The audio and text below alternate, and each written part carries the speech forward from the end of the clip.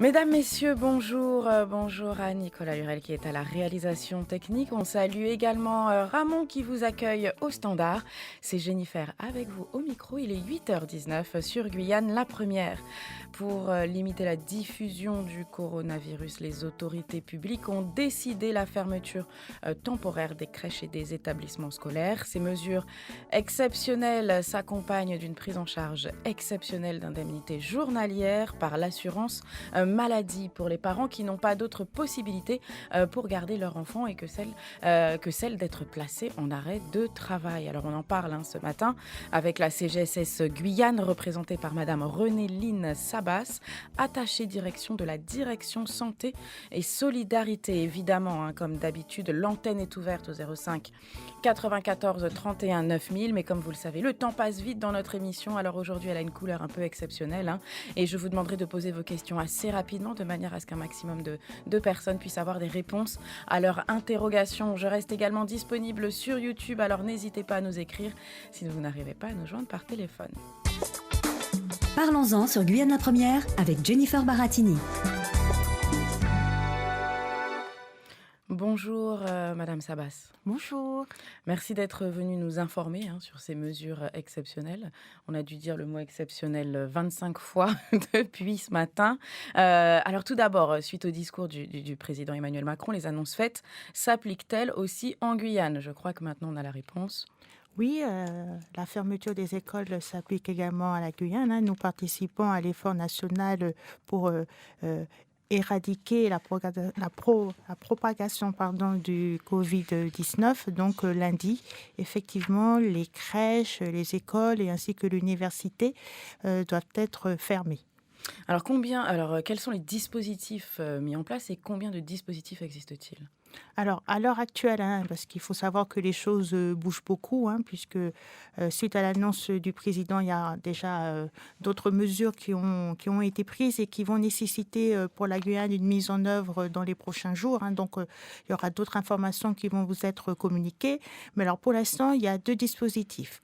Alors, celui qui prend un peu plus d'importance aujourd'hui avec l'annonce des fermetures des écoles, donc c'est les arrêts de travail pour garde d'enfants. Le deuxième dispositif, ce sont les arrêts de travail pour les personnes dites contacts. Donc, ce sont les personnes qui ont été en contact avec quelqu'un qui a été diagnostiqué positif au Covid-19.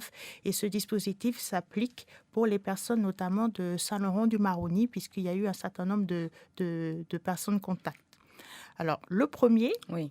On va rentrer tout de suite dans le vif du sujet, donc qui va s'appliquer dès lundi pour la plupart de nos concitoyens. Donc, les établissements étant fermés, c'était déjà la première des conditions que les établissements soient fermés. La deuxième, c'est que cet arrêt de maladie, il n'y a qu'un seul des deux parents qui peut en bénéficier. Donc, il faudra faire attention à cela. Ensuite, il faut que les enfants aient moins de 16 ans. Il y a une dernière condition qui n'est pas forcément à la main du salarié, c'est que l'employeur doit pouvoir attester qu'il n'est pas en position de pouvoir mettre en place du télétravail, parce que c'est déjà pas évident au niveau de la métropole, ça l'est encore moins en Guyane de pouvoir mettre en place du jour au lendemain des solutions de télétravail. Donc c'est à chaque employeur de pouvoir regarder ce qu'il peut faire à son niveau. Donc si toutes ces conditions sont réunies, effectivement, les personnes peuvent bénéficier de cet arrêt de travail qui est pris en charge par l'assurance maladie. Donc, c'est vraiment un système dérogatoire. Pourquoi dérogatoire? Parce qu'auparavant, pour un arrêt de travail, il y a le délai de carence qui est de 3 jours et vous avez 48 heures pour faire la démarche. Ces deux conditions ont été supprimées dans le cadre du Covid-19. Donc, si lundi ou mardi, vous n'avez pas eu le temps de faire cet arrêt de travail, pas de panique, vous aurez le temps de faire votre démarche. Alors, on va juste récapituler tout ce qui a déjà été dit. On a dit qu'un seul des deux parents pouvait bénéficier de cet arrêt de travail. Donc, ça, c'est clair. Il faut que l'enfant ait moins de 16 ans. Et il n'y a plus d'intérêt de 48 heures pour déposer son arrêt de travail, les choses comme ça. Ces conditions-là sont effacées. Quelle est la deuxième condition? Le délai de carence, qui Le est délai de 3 jours. Et le délai de carence de 3 jours, en effet.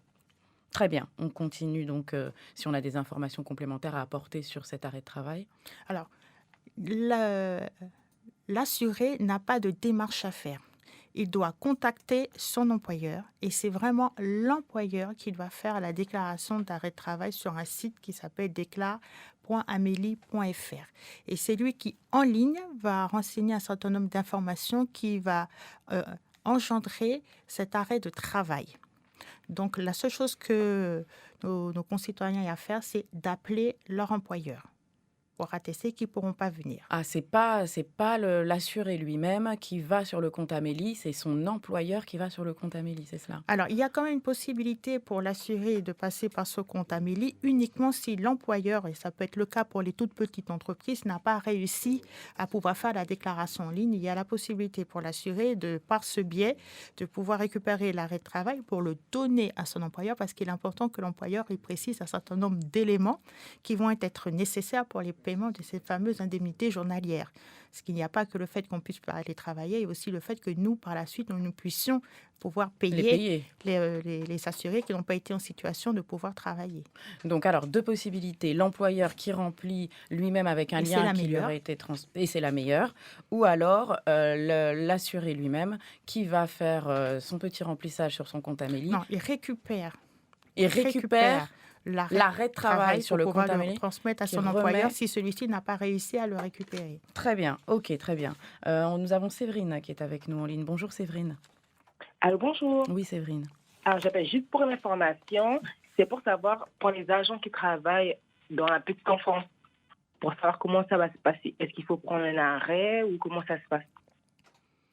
Alors, la petite enfance, vous travaillez dans une crèche, dans une école? Voilà, dans une crèche. Alors, c'est votre employeur qui va lui-même faire la déclaration directement sur le site. Vous ne faites que appeler votre employeur pour dire que je ne peux pas venir puisque l'école est fermée et que là, comme votre profession ne peut absolument pas permettre le télétravail, donc là, la question ne se pose même pas. Et automatiquement, la durée de l'arrêt de travail est déjà prévue dans le dispositif, donc vous n'avez rien d'autre à faire que de vous manifester auprès de votre employeur. D'accord. Je vous remercie. Je vous en prie. Merci beaucoup Séverine. Passez une excellente journée. Alors, pour toutes les personnes qui nous rejoignent suite aux mesures qui ont été prises, nous sommes en train de vous donner toutes les informations nécessaires avec la CGSS Guyane, accompagnée de Madame Sabas. On récapitule. Un seul des deux parents peut bénéficier de cet arrêt de travail. Il faut que l'enfant ait moins de 16 ans. Il n'y a pas de délai de carence, les 3 jours que vous connaissez bien.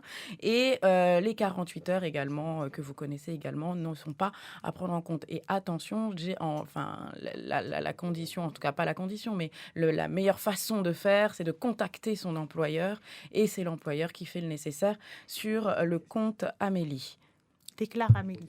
Sur Déclare Amélie. C'est l'employeur qui fait la déclaration d'arrêt de travail sur ce site.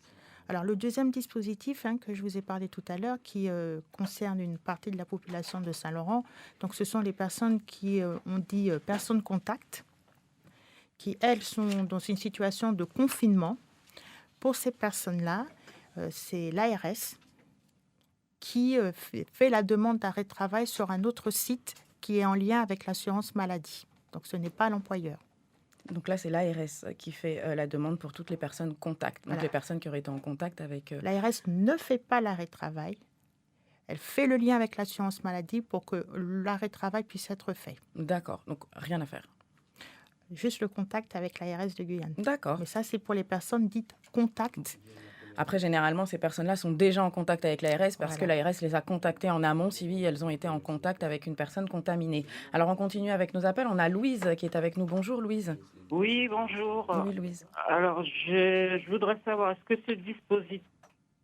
Ah, Louise. Attendez, Louise. Je vous Oui, écoute. allô? Est-ce que ce dispositif concerne les fonctionnaires? Ah, c'est tout le monde. C'est une disposition qui est C'est nationale. pas uniquement les salariés de droit privé. Non, c'est tout le monde, quel que soit le régime. On ne se pose pas la question. C'est situation exceptionnelle, mesure exceptionnelle. C'est tout le monde qui y a droit. Et si le parent n'est pas présent et c'est la mamie qui garde les petits-enfants, est-ce qu'elle a droit à cet arrêt? Alors, Malheureusement, je vous dirais que non, parce que quand on regarde D'accord. comme ça le dispositif, pour l'instant, hein, tel qu'il est communiqué, on dit bien que, d'ailleurs, ce matin, hein, la presse nationale a repris, si chaque parent doit vérifier s'il n'a pas une mesure de substitution pour la garde d'enfants. Et ce n'est que s'il a D'accord. vérifié cela, qu'il dit à son employeur, bon, manifestement, je n'ai pas d'autre moyen que de m'arrêter de travailler pour garder mon enfant. Et donc, par contre, pour effectivement, les Les grands-parents grands-parents, oui. Oui, qui se retrouvent à garder les enfants, c'est vrai que je pense que ça n'a pas spécialement été pris en compte, sauf si ça peut être le cas, hein. Par exemple, même pour nous en Guyane, les parents vivent à Sinnamary et puis pour des raisons X ou Y, les enfants sont scolarisés sur Cayenne et vivent chez les grands-parents. Là, à ce moment-là, si c'est les grands-parents qui se retrouvent à avoir l'autorité familiale sur les enfants, pourraient effectivement bénéficier de la mesure. Mais par contre, si vous êtes sur le même territoire que les parents, je crains malheureusement que vous ne puissiez pas en bénéficier.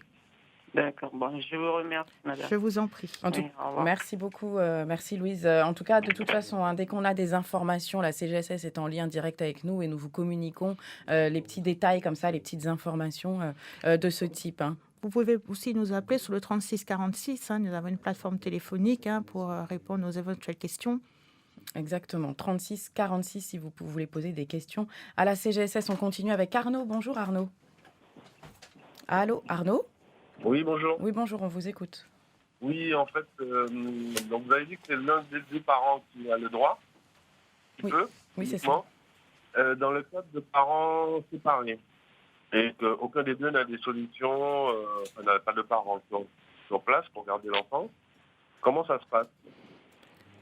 Alors, ce serait, comment vous dire, à tour de rôle. Le parent qui a la garde de l'enfant sur la période où c'est son tour de garde bénéficiera de la mesure. Quand ça sera l'autre parent, ça sera à lui à ce moment-là de demander l'arrêt de travail. Donc, à tour de rôle en fonction du moment où vous avez la garde de l'enfant. D'accord. Et ça peut se faire c'est par semaine ou par jour? C'est mieux de faire par semaine ou par jour, en fait? Alors justement, on allait parler du nombre de jours, Madame Sabas. Alors, pour l'instant, on n'a pas de visibilité de la fermeture des écoles puisque l'annonce est jusqu'à nouvel ordre. Le dispositif que nous avons va jusqu'à 14 jours. D'accord. Non, mais je veux dire, est-ce que c'est une semaine, c'est plus facile que chacun prenne une semaine ou qu'on alterne dans la semaine, lui prend 2 jours, l'autre prend 2 jours? Alors, tout dépendra de la déclaration qu'aura fait l'employeur. Si l'employeur déclare que vous faites un arrêt de travail pour 3 jours, la mesure va s'appliquer pendant les 3 jours. 14 jours, si vous voulez, c'est Le maximum. le maximum. Donc, je dirais c'est en fonction de la situation et de l'arrêt que vous allez prendre. Si c'est 3 jours ou une semaine, donc Oui, après, vous c'est une restez, organisation, j'imagine, voilà, vous avec l'autre restez dans parent. le dispositif, hein, vous ne le dépassez pas. Donc, D'accord, ok. Donc c'est moi qui dis à mon employeur, voilà, Voilà. je serai absent pendant une semaine ou 3 jours. oui, C'est et puis je pense que ça sera même mieux pour votre employeur de ne pas vous avoir une semaine que 2 semaines. Ça peut être un Ouais. petit peu Ouais. compliqué. Non, ça Ouais. va s'adapter en fonction de comment chaque individu va réussir à À planifier s'organiser. la garde de D'accord. l'enfant. D'accord. Ok, ben je vous remercie. Je vous en Merci. prie, monsieur. Bonne journée Arnaud, au revoir. Bonne journée, au revoir. On continue avec Jocelyne. Bonjour Jocelyne. Bonjour, vous avez un peu répondu à ma question, mais la grand-mère est chargée de l'enfant, le parent est en formation métropole. Alors, que passe ça, comme dirait l'espagnol? Baissez la radio, Jocelyne, s'il vous plaît. Merci beaucoup. Merci. Voilà, je me suis... Très bien Jocelyne, on répond à la question. Alors, si effectivement le parent n'est pas dans le département et que, bon, c'est vrai que nous avons des familles monoparentales, donc des fois, les familles se limitent à le père, l'enfant ou la mère et l'enfant, et que c'est vous qui avez la garde, donc ça sera à vous, auprès de votre employeur, de dire que vous avez la garde de votre petite fille et que vous n'avez pas d'autre solution, et donc vous serez en arrêt de travail. Je vous remercie, madame, Je et vous en bonne fin d'émission. Merci pour tous ces renseignements. Je vous en prie. Merci, bonne journée. À bientôt, Jocelyne. On continue avec Raymond, la ligne 9. Bonjour, Raymond. Allô, oui, bonjour. Oui, Raymond, on vous écoute. Oui, je vous appelle concernant ça, justement. Les surveillants des écoles, comment ça se passe pour eux? Ben, les surveillants Si des écoles. l'école est fermée, est-ce qu'ils vont travailler ou pas? Voilà ma question. Même, par exemple, s'ils ne sont pas malades, s'ils ne sont rien du tout, est-ce qu'ils vont travailler ou pas? Voilà, allez, c'est ça ma question. Merci beaucoup, Allez, au Raymond, revoir. pour la question. On vous répond. Alors, la fermeture de l'établissement concerne tout le personnel, personnel. qu'il soit malade ou pas. Hein. Là, à l'heure actuelle, la mesure s'applique dans le département et nous n'avons pas, on est toujours qu'au stade 1 de la maladie. Donc là, on ne se pose plus la question qui est malade, qui n'est pas malade. C'est juste la fermeture totale des établissements scolaires pour l'ensemble des salariés. Donc les surveillants des écoles sont des salariés comme tous les autres et donc peuvent bénéficier de la mesure. Et ça sera donc à l'employeur qui est le responsable d'établissement de faire la déclaration de arrêt de travail, puisque là encore, je pense que le télétravail ne va pas être possible quand on est surveillant, et fera donc la déclaration sur le site pour la période considérée. Très bien, merci pour la réponse, Madame Sabas. On continue avec Amel. Bonjour, Amel. Oui, bonjour, Amel. Allô, bonjour. Oui, on vous écoute, Amel. Alors, ma question concerne les drépano. Oui. Comment ça se passe? Quand on est drépano, on travaille dans le milieu hospitalier. Est-ce qu'on a des précautions particulières à prendre? Alors, les drépanocytaires font effectivement partie des personnes dites à risque, puisqu'il y a une faiblesse. Voilà, il y a une faiblesse du système immunitaire.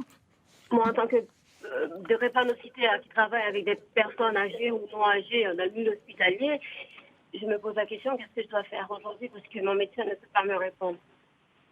Est-ce qu'Amel, du coup, peut demander un arrêt parce qu'elle se sent pas forcément en sécurité? Alors, je suis un peu étonnée que votre médecin n'ait pas pu vous répondre parce que dans ce cas de figure, c'est vrai que votre médecin traitant Il est hors du département. Parce qu'il est hors du département. Alors, la précaution qui a été prise pour les personnes âgées, c'est d'éviter d'être vecteur de la maladie pour cette population dite à risque. Donc, c'est vraiment une mesure de précaution. Alors, pour vous, c'est pareil. C'est vrai que dans le dispositif à l'heure actuelle, il n'y a pas d'arrêt de travail parce que je me mets en retrait à titre préventif. Ce cas-là n'est pas pris en compte. Il appartient à chaque employeur de savoir s'il accepterait voir avec votre employeur s'il accepterait que vous puissiez vous mettre en arrêt de travail à titre préventif puisque vous êtes vous-même une personne à risque. Congé. Voilà, comme je vous dis, donc ces cas-là, c'est une décision que vous prenez avec votre employeur. Vous discutez avec lui. Et vous pouvez aussi discuter, alors même si votre médecin traitant n'est pas là, mais vous avez la possibilité quand même, dans notre dispositif de santé, de pouvoir avoir un autre médecin et d'en discuter avec lui. D'accord. Donc, je pense que la meilleure solution pour le moment, c'est d'aller voir votre employeur. Oui, et d'en discuter avec lui. D'accord. Merci beaucoup. Passez une excellente journée. Au revoir. Bonne journée à vous aussi. Au revoir. On continue les appels avec Ronan. Bonjour, Ronan. Oui, bonjour, mesdames. C'est une question par rapport aux assistants maternels agréés et aux MAM. Je voulais savoir s'il y a un dispositif spécifique mis en place, sachant que les assistants maternels dépendent de Page Emploi Plus et de Saisie Plus. Alors, je voulais savoir si par exemple l'assistant maternel est en arrêt maladie ou si le parent employeur n'emmène pas son enfant chez l'assistant maternel. Comment ça se passe s'il y a différents cas prévus? Alors, à l'heure actuelle, il n'y a pas de disposition particulière pour les assistantes maternelles. C'est vrai que le texte dit juste qu'il appartient à chaque concitoyen d'organiser, comme il le peut, la garde d'enfants. Mais c'est vrai qu'on a constaté, notamment en métropole, que même les assistantes maternelles n'ont pas forcément pu prendre le relais et qu'elles aussi ont préféré de ne pas accueillir des enfants. Donc, il sera fort possible, effectivement, que l'assistante maternelle ne voudra pas prendre votre enfant et dans ces cas-là, vous rentrez dans ce qu'on a dit précédemment, à vous mettre vous en arrêt de travail parce que vous n'avez pas trouvé de moyen de garde. Allô, Ronan? Oui, d'accord. D'accord. Mais par contre, si l'assistant maternel est en arrêt maladie, c'est pris en charge par le Page Emploi? Alors, il faut voir le statut de l'assistante maternelle, mais de toutes les façons, le dispositif s'applique à tout le monde, quel que soit son régime. Alors, même si on est travailleur indépendant ou qu'on est salarié du régime général ou du régime agricole, la mesure s'applique pour tout le monde. D'accord. Merci beaucoup, Ronan, pour la question. Bonne journée. Bonne journée à vous. On continue. Alors, je vous demande de baisser la radio et de ne pas être en haut-parleur lorsque vous nous appelez. Ça fait un bruit qui n'est pas agréable. On continue avec Béatrice. Bonjour, Béatrice. Oui, bonjour. Oui, Béatrice. Alors, voilà, ma question serait si, en fait, avec mon mari, on n'a pas la famille sur place, donc de personnes à qui on peut laisser les enfants alors que tous les deux nous travaillons. Ce serait de savoir si, par exemple, je m'arrête, puisque pour la métropole, j'ai entendu que c'est 3 semaines minimum que les enfants ne sont plus à l'école jusqu'aux vacances. Alors qu'ici, c'est 15 jours, selon ce que j'ai compris, c'est 15 jours maximum d'arrêt de travail. Donc, est-ce que, notamment, si on fait une semaine éventuellement chacun et que le dispositif continue au-delà de 3 semaines, comment ça se passe? Est-ce qu'on est limité aux 14 jours? Comment ça se passe? Alors, pour l'instant, le texte dit 14 jours, mais vous savez, dans ce contexte particulier, les choses évoluent beaucoup. Donc aujourd'hui, c'est 14, mais si en métropole, on va au-delà des 14, on va certainement avoir des dispositions supplémentaires. Mais pour commencer, je vous invite effectivement à faire un tour de rôle. Donc soit c'est vous, soit c'est votre mari qui commence. Mais comme chacun a droit à 14 jours, je vous dirais que dans ces cas-là, on y arrive aux 3 semaines. Si un fait les 14 et que l'autre fait qu'une semaine, vous les avez, vous les avez vos 3 semaines. Mais comme c'est que l'un des deux qui peut en bénéficier, vous vous mettez d'accord avec votre mari pour savoir qui commence. C'est qu'un des deux.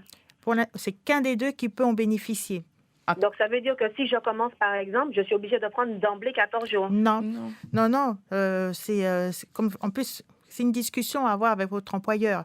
Puisque le texte dit bien qu'il faut que l'employeur atteste qu'il n'y a pas eu de possibilité de télétravail. Déjà après, si vous vous dites qu'une semaine, c'est pas possible, mais vous dites à votre employeur d'emblée, c'est sûr que moi, je vous prends les 14 semaines, l'employeur va faire une déclaration sur les 14 semaines, 14 jours. Il faut éviter les lapsus, donc c'est bien 14 jours. Donc, il fera dès le départ une déclaration d'arrêt de travail des 14 jours. À l'issue des 14 jours, votre mari peut prendre les relais et lui aussi peut bénéficier des 14 jours. Après, vous pouvez faire, Béatrice, la question c'est est-ce que vous pouvez faire une semaine, votre mari une semaine et vous après une semaine, c'est possible? D'accord, donc si je peux faire une semaine pareil, coupé, prendre éventuellement les 14 premiers jours, aussi. Lui il prend le relais après au maximum si possible. Voilà. Et après, si ça continue... Le dispositif va évoluer, c'est sûr. Il y a de bonnes chances que la situation évolue. Donc, c'est-à-dire je vous conseille de rester à l'écoute de Guyane Première, du site internet de la CGSS Guyane, de la RS Guyane, pour vous tenir informé des évolutions, parce que c'est sûr qu'à 100% qu'il y a d'autres mesures qui vont être prises dans les prochains jours, qui ont déjà été prises d'ailleurs par le président, mais donc c'est vrai que la mise en œuvre chez nous va prendre un peu de temps parce qu'il faut qu'on s'organise, mais il y a plein de choses qui vont arriver dans les prochains jours. Mais ne vous inquiétez pas, dans tous les cas, la mesure s'adapte à la situation. Tout à fait. Donc voilà. Tout à fait. OK ? D'accord. J'ai une dernière question rapidement concernant si on fait partir les enfants, en sachant que j'ai les enfants voyagent seuls à partir de 4 ans. Et mon dernier n'a pas encore 4 ans. Donc je serai obligée de soit accompagner l'enfant pour les laisser sur place au niveau de la famille, mais en sachant qu'ils seront avec des grands-parents, c'est aussi à risque. Ah oui, donc, c'est compliqué. Oui, c'est Après, compliqué. si toutefois il y a fermeture de frontières, etc., est-ce que c'est frontière par rapport aux pays étrangers ou est-ce que c'est frontière, par exemple, la Guyane vers d'autres départements? on en est à une situation où les choses évoluent tellement qu'on peut avoir une fermeture de certains départements, même au niveau de la métropole. On n'est pas à l'abri de cela. Donc, à vous de voir si vous pouvez reporter ou pas ce voyage. C'est à vous, en votre âme et conscience, d'en prendre la décision.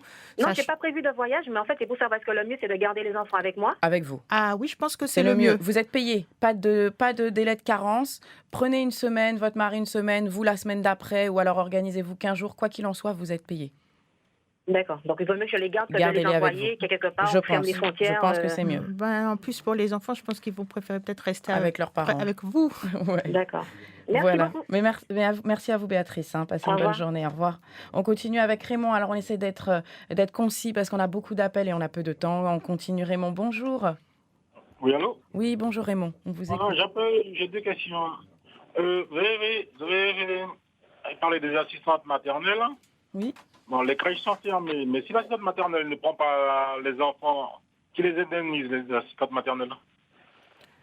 Alors, comme je l'avais dit tout à l'heure, tout dépend de leur statut, si elles sont salariées, si elles sont travailleurs indépendants, mais quel que soit le cas de figure, la mesure s'applique à tout le monde.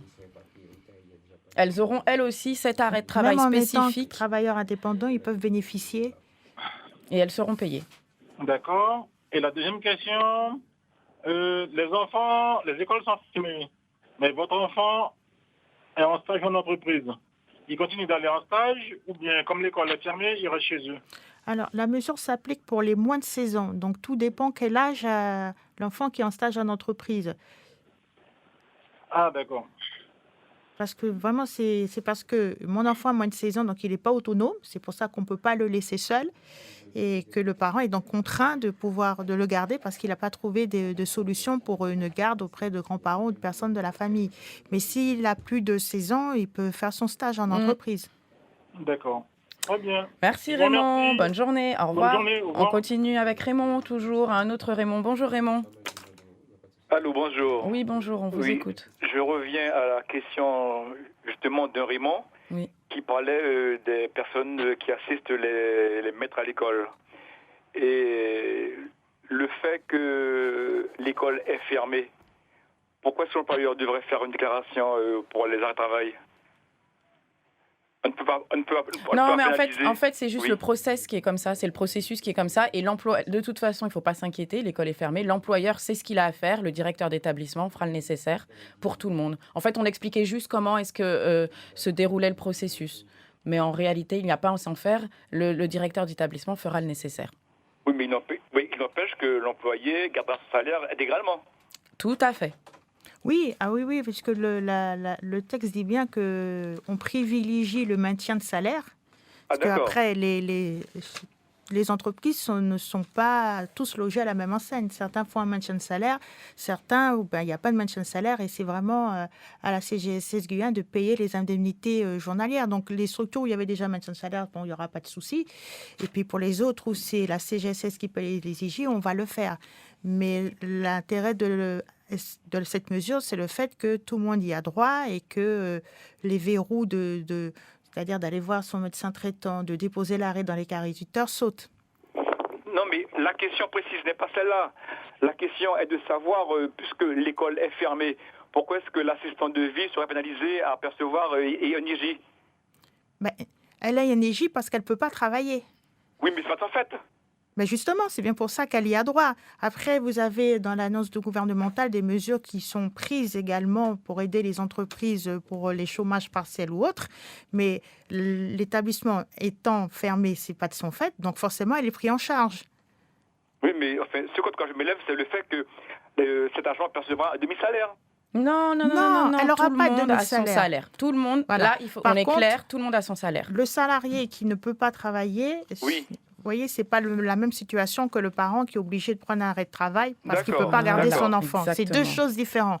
Le salarié qui ne peut pas travailler, ce n'est pas de son fait. Et là, c'est d'autres mesures qu'a pris le gouvernement pour tout ce qu'on a appelé le chômage partiel ou autre, qui fait que le salarié ne sera pas pénalisé. Mais l'avantage, c'est que personne n'est pénalisé parce qu'il ne peut pas travailler, parce que son enfant ne peut pas aller à l'école, ou parce qu'il n'est pas en situation de pouvoir travailler, parce que son entreprise est fermée.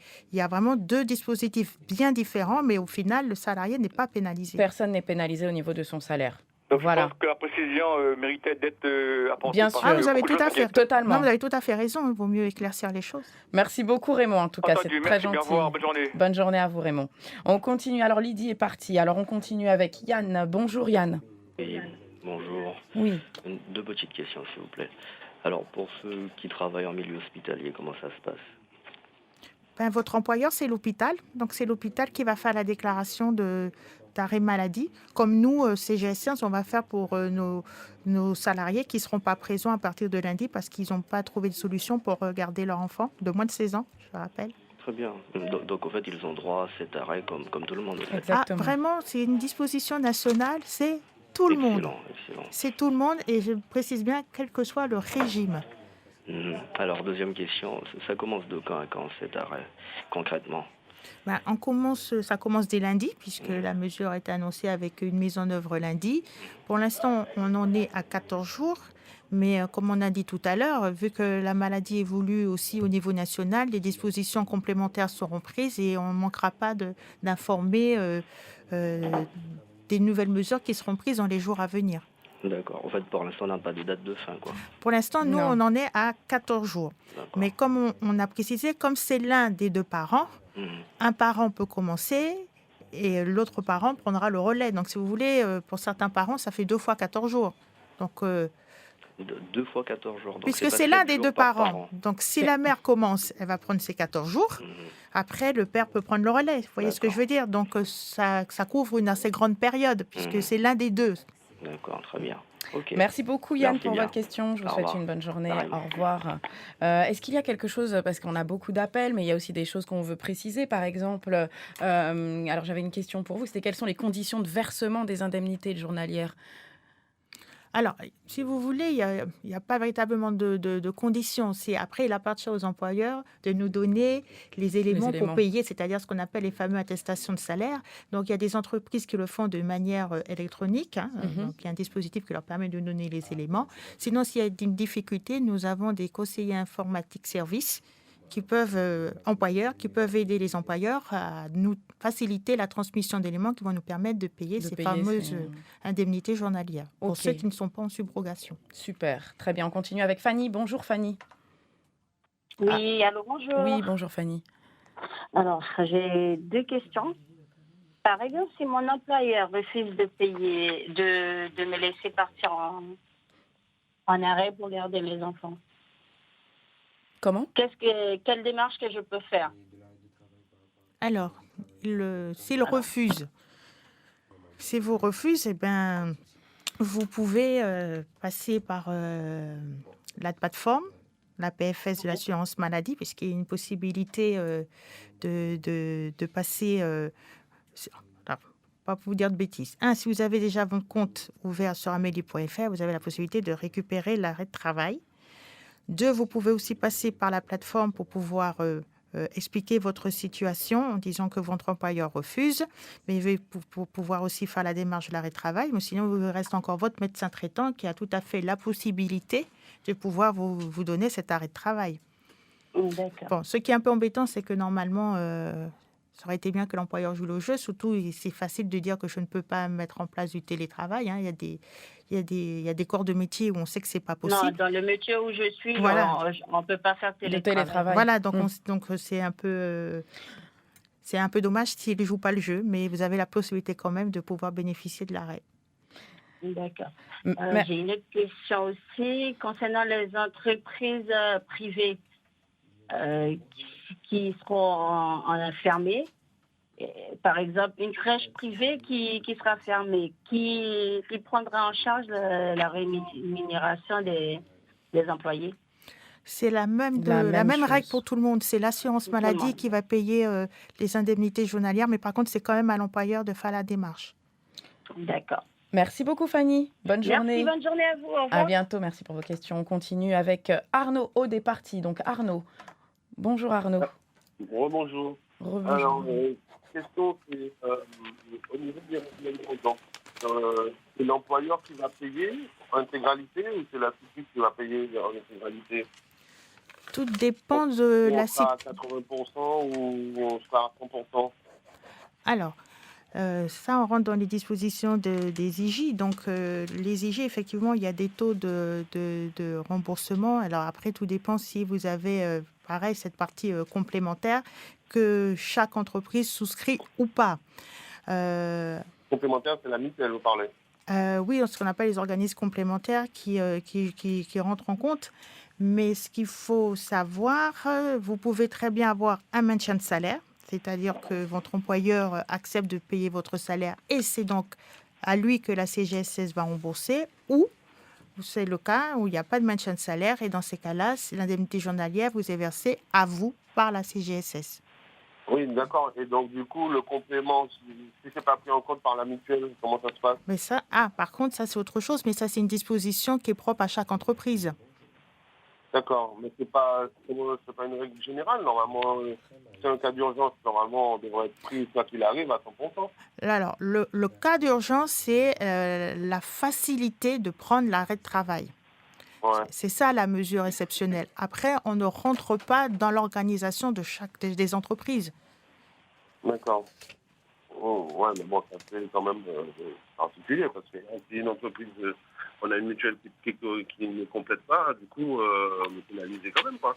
Ben, après, vous savez, vous avez eu la loi sur les mutuelles d'entreprise. Et là, c'est une négociation qui se faisait entre les salariés et les employeurs. Donc, on ne fait pas d'ingérence sur l'organisation d'une entreprise. Nous intervenons dans la prise en charge d'un risque. Et là, nous avons un risque sanitaire. Ok. Mais si c'est l'employeur qui prend en charge, lui, il sera remboursé à 100%. Nous remboursons à la hauteur de taux. Donc, on regarde la situation de chaque entreprise par le biais des attestations de salaire. Mais lui, il n'a pas de problème de mutuelle, du coup. L'employeur prend les mutuelles d'entreprise, ça en prend en compte tous ses salariés. Donc, c'est l'organisation de chaque entreprise. D'accord. Arnaud? Oui. On va passer aux questions suivantes. Mais en tout cas, normalement, tout a été pris en compte. Tout le monde, même l'État, a fait le nécessaire, en tout cas, pour pouvoir faire en sorte que tout le monde garde 100% de son salaire dans cette mesure. Vous avez des dispositifs pour l'arrêt maladie et des dispositifs pris pour les entreprises. Et là, c'est pas la partie assurance maladie. En tout cas, un grand merci pour votre question, Arnaud. Merci. Et à très bientôt. On continue avec Valentine. Bonjour, Valentine. Oui, bonjour. Oui, Valentine. Vous m'entendez bien? Oui, très bien. Voilà, en fait, je voudrais intervenir par rapport au monsieur qui parlait du personnel médical. Oui. Et en disant qu'il était concerné par la prise en charge de l'assurance maladie. Je voudrais quand même dire que c'est quand même assez dommage que le personnel aussi prenne assez d'arrêt maladie, parce qu'on compte sur eux aussi pour nous soigner au niveau de l'hôpital. Et d'après ce que j'ai compris, il devrait y avoir une prise en charge des gardes des enfants pour qu'ils puissent justement continuer à travailler sur nous. D'accord, voilà. Ok. Alors, je rappelle bien Merci, que le texte dit bien qu'il faut quand même s'assurer qu'on n'a pas eu d'autres possibilités pour la garde. Exactement. Si l'entreprise a mis en place une solution de garde, l'employeur ne fera pas de déclaration d'arrêt de travail. Exactement. Puisque c'est lui qui est en première ligne dans la démarche, dans le dispositif. Parce qu'effectivement, moi, j'ai peur que tout le monde se jette sur les arrêts. Non, mais il y a des conditions. Il y a des conditions, Valentine. Il faut que les conditions soient respectées. Et évidemment, c'est pas tout le monde qui va se jeter sur un arrêt maladie. C'est pas possible. Voilà, c'est ce que je voulais dire. Merci. Merci à vous. Passez une bonne journée. Au revoir. Alors, moi, j'ai des questions qui me sont parvenues aussi hors antenne. Alors, les personnes malades d'un cancer bénéficient-elles d'un arrêt de travail? Les personnes qui travaillent et qui sont atteintes d'un cancer. À voir avec le médecin, j'imagine. Oui, parce que comme je vous ai dit tout à l'heure, pour l'instant, l'arrêt de travail parce que je ne veux pas me mettre en danger, n'est pour l'instant pas encore pris en compte. C'est, disons que par précaution, je décide de ne pas y aller. Là, de manière globale. Par contre, si la personne passe par son médecin traitant et qui dit je préfère que vous restez chez vous parce que votre situation fait que vous êtes vraiment une personne à risque, le médecin traitant peut toujours donner l'arrêt. Exactement. Alors, on a aussi des questions qui nous viennent de nos internautes. Si les lycéens et universités sont fermés, pourquoi la personne doit aller en stage? Parce que pour le moment, les entreprises ne sont pas fermées. Il n'y a pas eu d'annonce pour fermer les entreprises. Exactement. Et puis, il ne faut pas non plus se pénaliser de trop dans son cursus scolaire. Exact. On a Guylaine qui nous dit aussi « Bonjour, je suis en congé maternité jusqu'en avril. Est-ce qu'il faut que je prenne l'arrêt dès maintenant ou est-ce qu'il faut que j'attende? Je suis en congé maternité jusqu'en avril. Est-ce qu'il faut que je prenne l'arrêt dès maintenant ou est-ce qu'il faut que j'attende ?» L'arrêt de quoi? Parce que quand on est en congé de maternité... De toute façon, elle ne travaille pas. Donc, il n'y a pas besoin d'arrêt, Guylaine. Ce n'est pas nécessaire, normalement. Après, il faut... donc, si vous êtes en arrêt, vous êtes en arrêt. Et puis après, quand l'arrêt se termine, s'il faut en prendre un, vous en prendrez un après. Il n'y a pas de cumul de cumul d'arrêt. Voilà, on ne peut pas. On a quoi? On n'a même pas 1 minute et j'ai encore beaucoup d'appels. J'ai Sandrine qui attend depuis un moment, Edgar, et je vais devoir lancer France Info dans peu de temps. Donc, est-ce qu'on a questions, vous nous les donnez, on vous donne les réponses et puis je pense que vous pourrez donner la suite, à la limite, vous pouvez patienter un instant. On reste là de toute façon, hein. On est là, donc vous pouvez rester en ligne. On va prendre vos appels dans la mesure du possible. On avait aussi une dernière question hors antenne. Si on a 2-3 enfants en bas âge, la règle reste la même? Ah oui, la règle ne se calcule pas en fonction du nombre d'enfants. Donc, un par an pour 1 ou 10 enfants. Voilà, c'est ça. Oui, la condition, c'est d'avoir moins de 16 ans. La condition, c'est d'avoir moins de 16 ans. En tout cas, un grand merci beaucoup, Madame Sabas. Vous avez une dernière chose à ajouter peut-être? De rester à l'écoute, parce que la formation évolue compte tenu de cette maladie. Donc, rester à l'écoute et puis surtout respecter les gestes barrières parce que pour l'instant, c'est la seule solution que nous ayons. Super. Merci beaucoup pour votre intervention, Madame Sabas. J'ai été accompagnée ce matin de Madame Renélise Sabas, attachée direction de la direction Santé et Solidarité à la CGSS Guyane. Un grand merci aux journalistes qui ne sont pas venus à 57. Un grand merci à Nicolas qui est à la réalisation technique de l'émission. Merci à Ramon qui est au standard. Merci à vous tous pour votre fidélité et surtout respectez les consignes qui nous sont communiquées par l'ARS afin d'éviter la propagation du virus. Tout de suite, France Info, il est 9h.